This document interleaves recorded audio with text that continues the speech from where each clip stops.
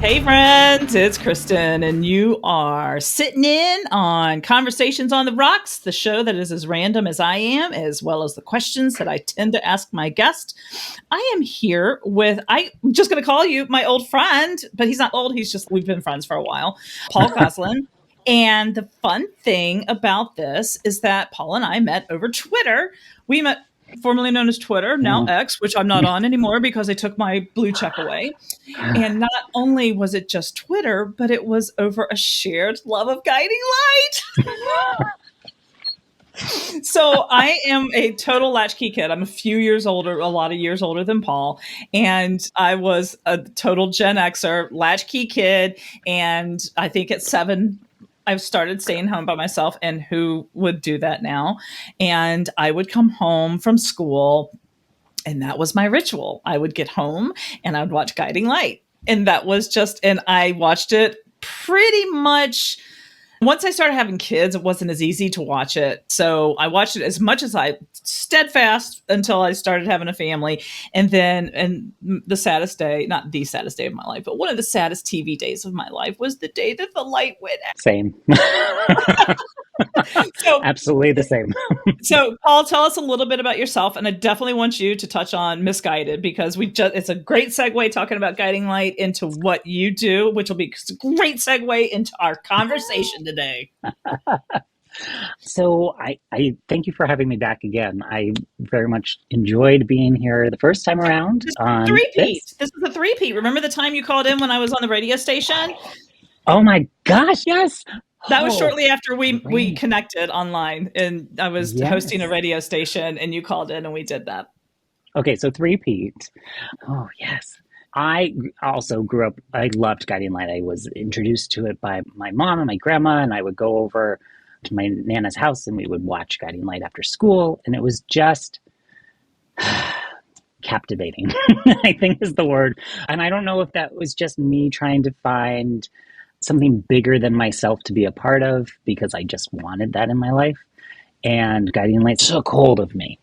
And at the same time, wanted to be an actor, wanted to have a career as an actor, and thought, what is the best possible acting job I could get is a soap opera, because it's like almost a 9 to 5 and you work almost all year round. And I thought, this is something I think my parents can get around. They can wrap their heads around. This kid's going to have a 9 to 5 job.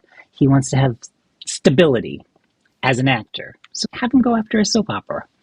And so that's what I did. Found myself in New York City wanting to be on Guiding Light, and went to the School for Film and Television that it was known at the time. It's now called the New York Conservatory for Dramatic Arts.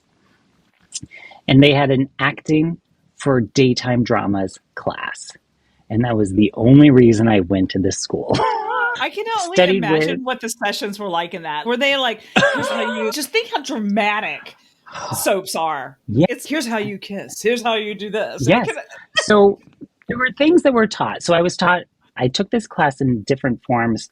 Once was with a former casting director from Guiding Light, Jimmy Bohr.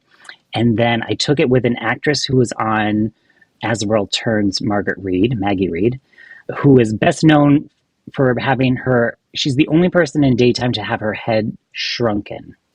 Oh, I remember that. Her character. Shannon O'Hara, I think it was her character name on As the World Turns.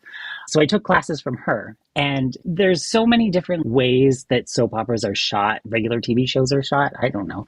That's the right way to say that. But there's 3 cameras usually, and different ways you're positioned. And they always taught you to kiss with your leading lady's head facing towards the camera, because that's who they want you to see. And granted, there's a whole dynamic science the filming. Science, that's it. Oh my gosh, crazy. So anyway, that's me in a nutshell. Wanted to be a soap opera actor, went to school for it, and then ended up booking my first daytime role on One Life to Live. And I thought, dreams are happening. This is happening. We're moving and shaking in New York City. Fast forward to 2009, Guiding Light gets canceled, and I didn't see a reason to stay in New York anymore. So I moved to Los Angeles. And I moved to Los Angeles without any sort of plan, didn't have a place to live, bought a car in New York and just drove west. And 12 years later, I'm still here. So I created this web series based on my love of guiding light and wanting to be a soap star. And it's called Misguided. We're hashtag reigniting the light. And I asked friends that have worked in soaps to be on the show. That they've worked on Young and the Restless, All My Children, Guiding Light, and then ended up progressing into 3 seasons worth, hiring more people that I had never met but I've always wanted to work with, who were on General Hospital and older actors from Guiding Light. And it's just been a really fun, creative journey that I've been on through this whole love of Guiding Light that just paved the way for me. And it's fabulous. I have to make sure that I put the link to your YouTube channel in the notes. When we were talking, it's really brave, I think, to take on a project like that. It's one thing to have a hobby, and it's another thing to take something that you're really passionate about and try and turn it into something that not just feeds your soul, but feeds your stomach and pays your bills, right? Mm-hmm. Did you ever have to stop this process, this passion project? Yes. So the series was created shortly after I did a storytelling show called Mortified. And I basically Mortified is similar to The Moth. It's like a storytelling show where one person gets up on stage and reads things that they created as an angsty youth, whether it's a Dear Diary, love letters, or in my case, letters to the executive producer and head writers of Guiding Lights on how to make the show better. And it's initiated and re-sparked the Guiding Light love that I had. So I created this show because someone said, create something from that. And so season 1 comes about. I write 5 episodes that just, I thought were standalone. Here we go, easy peasy, no big deal. I had friends that had worked on soaps be in it to add a little bit of clout. And then I just left it. And I was like, okay, cool. Now I'm going to be a successful actor and the sky's the limit. That's it. Done. And I was like, I can't. I have to do more. And so you sit with it for a minute and I was like, how did I just do these 5? Like now I have to do 5 more essentially. And how do I do that? So I sit with it and I pause and I was like, now let me fundraise. Let me build some sort of community that can support this. And so I did that. And then I thought after those 5, I was like, maybe I could do 5 more. And I ended up doing 6 more. So those pauses happened because I just was like, okay, I think maybe I need to do more. But then something big happened with the pandemic and it just stopped all of that momentum. And the last time we talked was, yeah, go ahead. I was going to say, it's so interesting because when I made the decision to finally get off my ass and get the show back on, I reflected on that. It was during the pandemic that I stopped. You would think that would have been the perfect time for us as creatives to just be churning that stuff out. And we didn't. We didn't. Why do you think that was? Do you think it was just we needed to survive? That it was just too much? I think yes and no. I re-listened to our podcast from the first time, I guess the second time, and we talked about how people were no longer commuting. So the podcast numbers were down because when most people are listening to a podcast, they're commuting, which makes sense. But then we added this visual thing. We weren't doing video. We did video for the podcast, but we didn't do video essentially. Right. But now you're doing video, and that's a whole other aspect that wasn't really happening. Everything's morphing and growing, which is amazing. And I think for me, doing a series was challenging during the pandemic. One, because we weren't physically in touch with everybody. We weren't in person at the time. And oh, Ignore me. I'm playing with buttons. oh,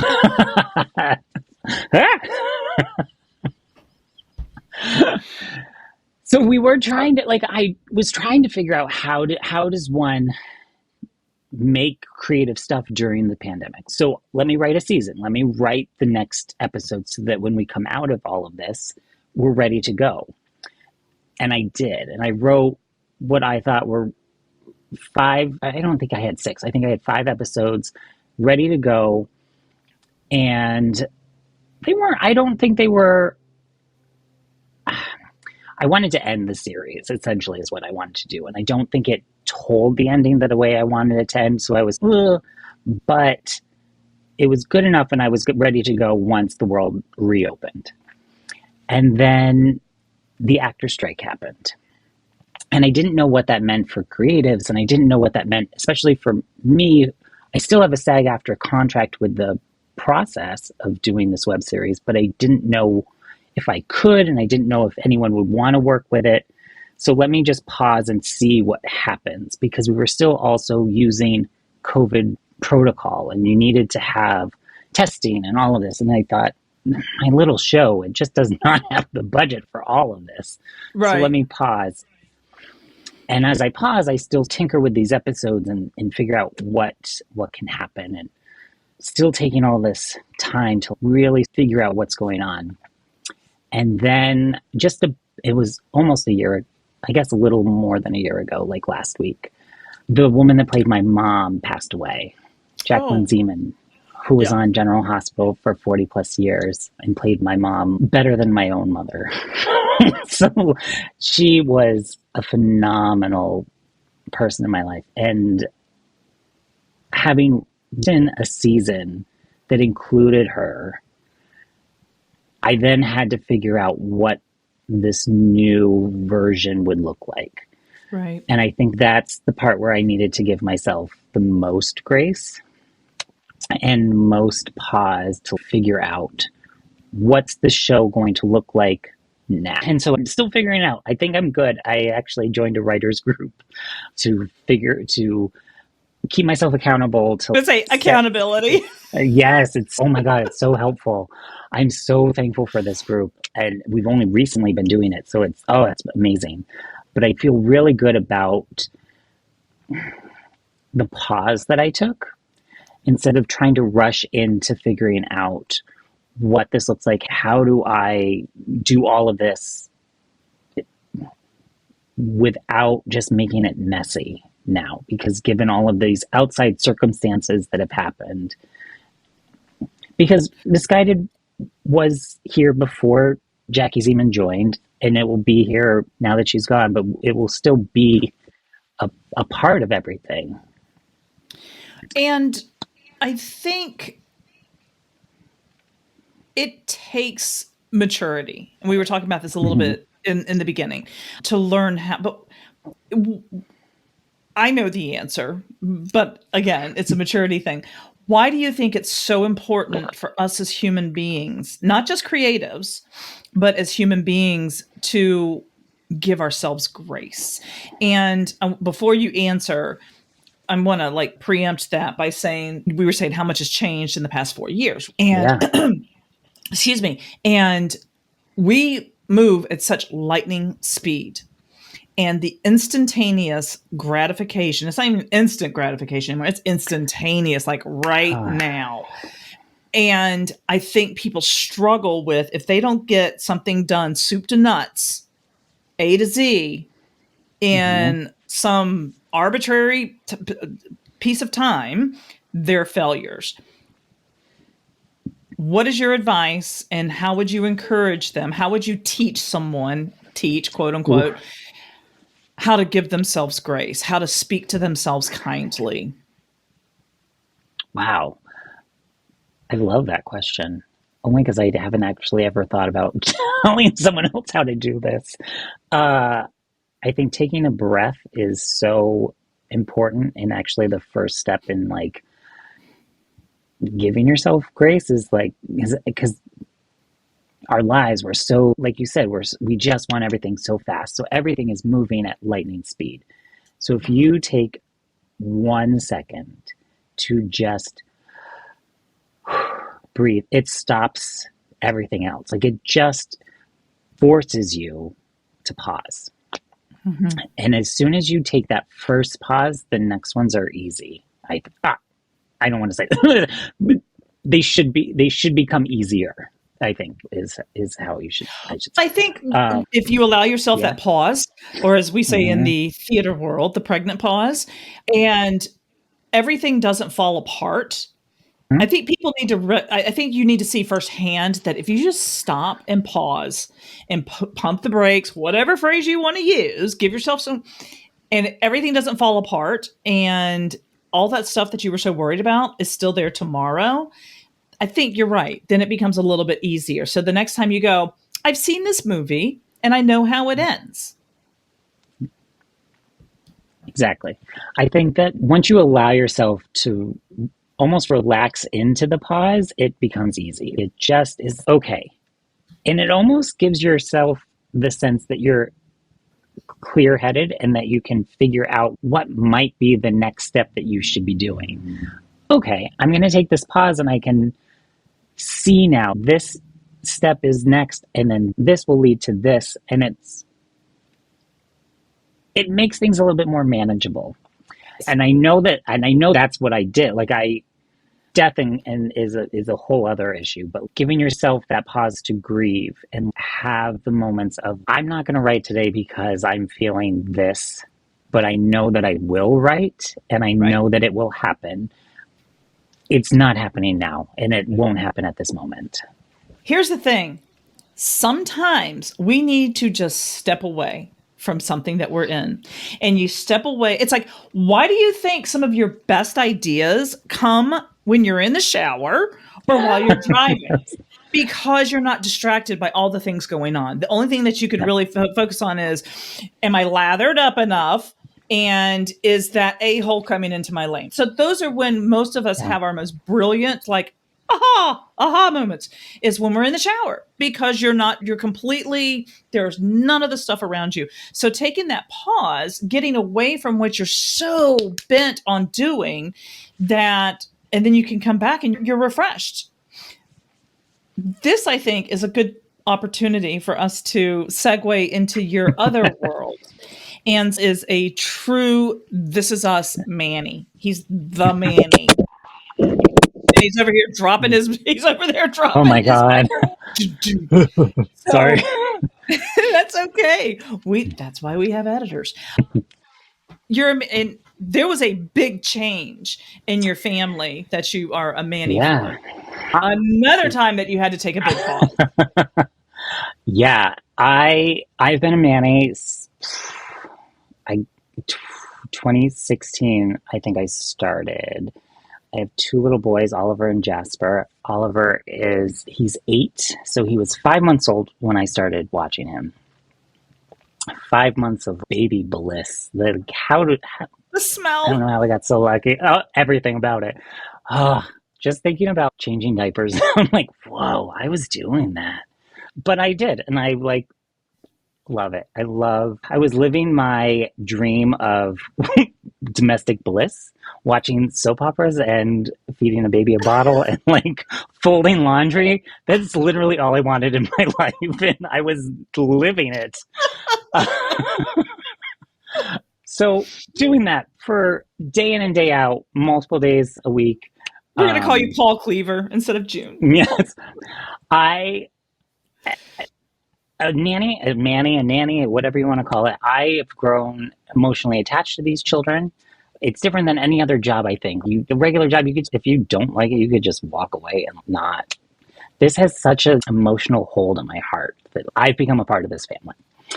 And 2 years ago, I left on a Friday. I think I was working Tuesday to Friday at this point.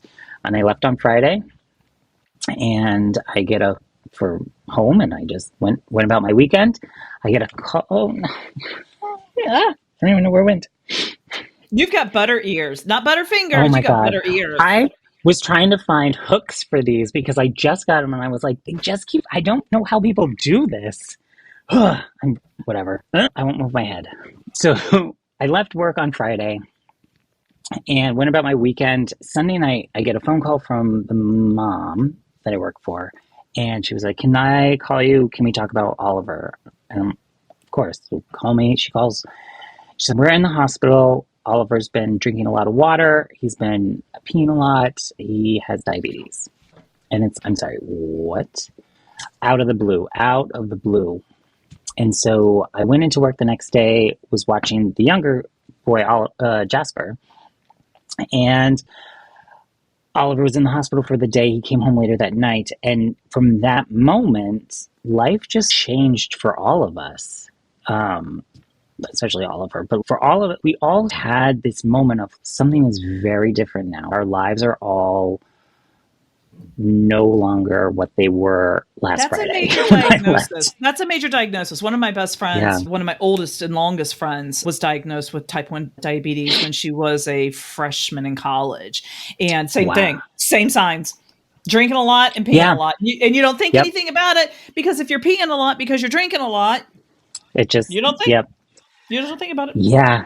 It's such, and it's one of those things that like, I kick myself because I should have, there were signs leading up to it and you could have been piecing together. We didn't have a huge, he wasn't in the, when it first happened, like when we first were diagnosed. So that was good. He wasn't, it was high, his blood sugar was high. It just wasn't like super high, but it was obviously a huge change. And I am so thankful that the family sent me to Children's Hospital to get fully like educated on how to treat and manage and have Oliver with the best possible help and care that I could give him. Of course, because you're with him a huge chunk of time. Yes. You need to know that. And I think that I was able to give myself, oh my God. Ah. Y'all, he threw them. This time he threw them. They bounced out of his ear and they just ricocheted across. For those of you that are not watching, I don't. Oh, what was that? I don't know. Okay. This is terrible. I'm going to return these. I don't know what's happening. One of the first questions when you're at Children's Hospital and they set you up with this education class in the endo department, they give you a binder about how to treat and manage and all of this. And the very first question is, how are you feeling? What are your feelings on this? And I was so happy to be in this situation alone with the nurse because it was just I just sobbed. I cried so much. And I told her exactly why I was crying, and I knew what it was because it's a grief, and it's that moment. Oh, I apologize. It's okay. I apologize. This is a mess. I'm a mess. It's my all right. Ears, my little ears. Okay, I'm gonna trust me. I'd be wearing my buds as well, but I was told quite sternly that the reason why the corded ones work better is because the Bluetooth is choppy. And I don't like them because they're funky, but at the same time, I don't have to worry about them falling out. But yeah, I don't. That's how I thought. But I told the nurse that was helping me. I said, "This is a grief. I feel." Not that he's my child and that I had this whole life expected for him, but he is. He is kind of your child. Yeah, but you have these ideas of what his life will be, and now they're not that. And I told her I equate it to my parents and any parent of someone that's gay when they come out to them. You're gay? I know, shocking. I'm a homosexual. This is my coming out. Surprise, I everyone. am so honored. Oh, I'm so honored. Sorry. I know. It's great. There goes Kristen again. Somebody let her filter off. I'm sorry. But I think that I felt like it was the same similar situation. Like I know what these tears are. Like I get it. let me have them. And then we moved on. And then it was great to have that moment to just let it go. Take that moment to give yourself grace. Here's the emotional component of this. And now we can move on. And now, how many carbs do I do? What's his correction factor? Like all of these things that I had no idea was in store for me going down the road. Wait, you just said something so significant. Yes. I don't even think you realize that you said it. You just, and it just, when you let yourself have that pause, when you give yourself the grace to have that pause, then you can move on with your life. Or you can move on to the next thing that you're supposed to do. And if you don't give yourself that, you're holding yourself back. And you might be holding somebody else back that might be involved in your life. Right. And so by giving yourself the opportunity to have that grace, to have that mourning, because that's what it is, you're mourning something that is no longer the same, then you can rebuild. You can rise like the phoenix. Yes. And be better. I was literally about to say, yes, you can create something even better, because now you've taken all of that stuff that you've had before, mushed it up into whatever this is, and then created something even better. And it's like when the kids make something with art and they're like, oh my God, I messed up on this little piece. I said, how can you make that mistake into something even better, into whatever you're working on in whatever picture you were drawing or whatever? I was like, how can you use this mistake or this thing that like your pencil slipped or something? Like, how can you use that? Because I think that's a tool that we're not taught as much. Oh, you made a mistake, crumple it up and throw it away. Let me start again. That's great. The mistakes. Use the mistakes and learn from them and use them, because then I think that's where you're able to help yourself with the grace that you can have and give yourself a full bucket. It's like the old saying that, and I've got it somewhere in the house, but it's the cracks are how the light gets in. Exactly. And that implies in so many, not just our hearts, but our souls, and in everything that we do. People they think the cracks are bad, but that's how the beauty gets in. That's how the light gets in and makes it into something that metamorphoses into something that is far greater than mistakes. Are just opportunities, right? Yes. And completely random, but something you said that maybe reminded me.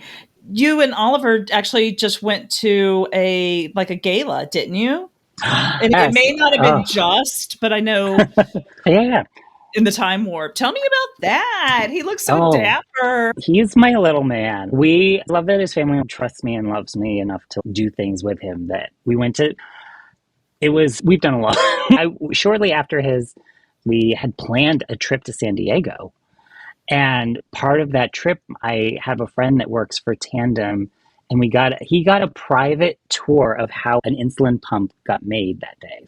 I try to give him all out.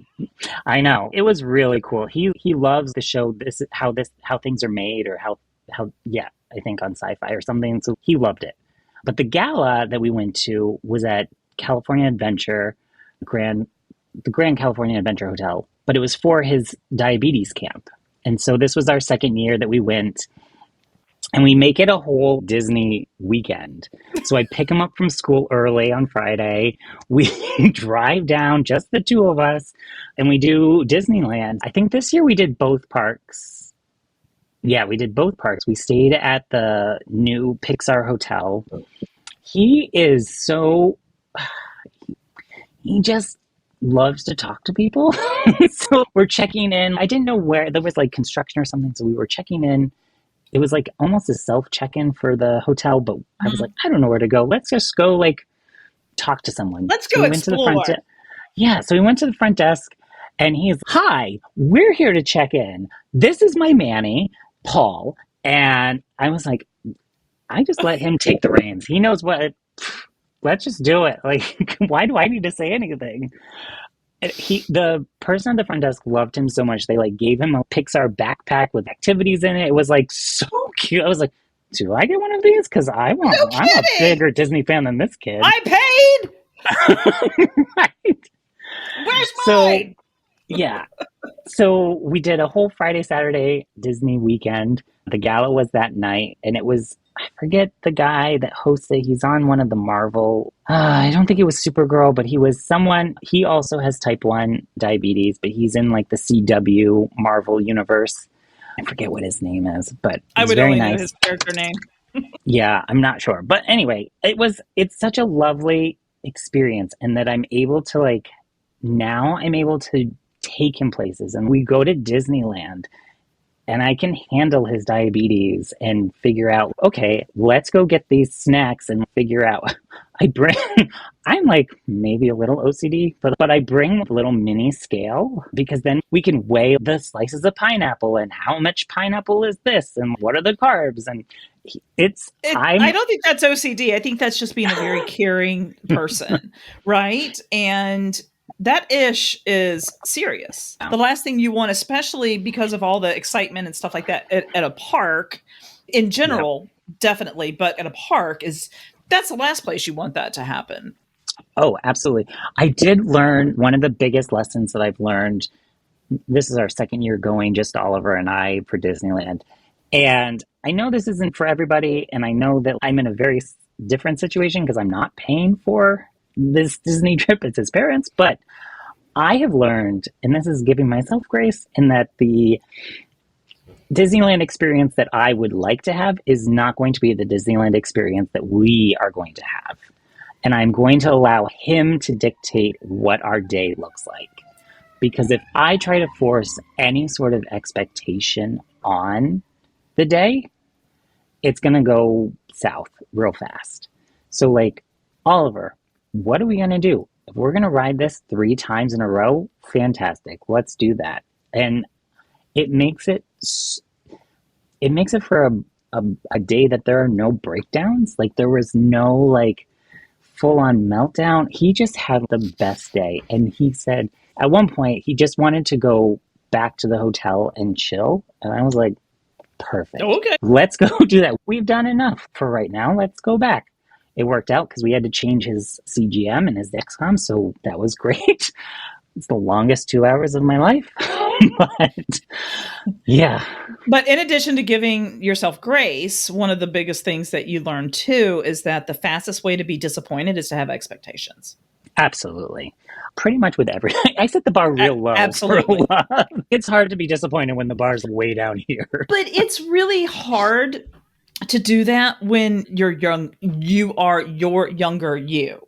Because Yeah, society tells us these are the expectations, right? And then we as individuals go, okay, my expectation is that I'm going to do blah, blah, blah, blah, blah, blah. It isn't until later that you go, that's some malarkey right there. yeah, And when you let go of expectations, it's just such a freeing thing. And then you truly do enjoy all the things that are around you. absolutely. So we're Absolutely. about to wrap up, and I'm going to throw something on you that I've just decided while I was talking to you that I'm going to make an every guest thing. I'm going to just Oh, ask a really weird random question, and I want you to answer it. I think for you, I'm going to say, do y'all have winter coats out there in La Land? I was going to say I do. I mean, it's not like a full on winter, but it's just in case I go traveling. And like I've Okay, gone up so to I'm not going to Portland and ask I you that can. question because that's a if you have a winter coat question. So you find yourself with an unexpected day off, nothing to do, absolutely nothing to do, and you got some Okay. cash in your bank account, right? What are you Okay. doing? What are you doing for the day? Wow. Or it doesn't have to be the whole day. It can be just one Yeah. thing. What Yeah. almost like what's your little guilty pleasure that you would be like, I'm out of here. Let's go do this. Just I one was, day though. that's all I need. One day unexpected off, I would probably go to Disneyland and just spend the day. I haven't done, just me though. I used to do Disneyland all the time. I like, oh gosh, I had an annual pass. It was lovely, and I would go down at least once or twice a month. And I think I haven't done that in a long time, and I would definitely do that. I'm one of those people that just has the favorite things that I like to do when I'm there. I like to go to the animations building and just sit and look at how amazing it is, and also the AC. Right. It But is. it's truly my favorite building. I think, ever. It's so beautiful inside. And the fact that, I don't know if you knew this story, but it's John Stamos proposed to his wife in that building. Oh, that's He had it. cool. The story is, I just finished his book recently, and he had it all closed down, and he went in, and it was just the two of them. And this whole, if I get proposed that way, yes, the yes is coming. I don't think I'm going to get married, but the yes would definitely come. Anyway, but Disneyland, I think, is the one thing. If I had no plans, unexpected day off, yeah, I'd hop down and go to Disneyland. I love it. I love it. All right. Thank you, my friend, for our three-peat. And actually, we might be 2.5. So that means we got to throw another Okay. 0.5 in there, right? So Okay, we can do that. We could do that. I do. Hang on for one more second. But in the meantime, I'd like to say thanks to everyone who's listening or watching. However you choose to consume your media is a private thing. Until next time, I hope your drinks are cold or your coffee's hot and whoever's bothering you is not.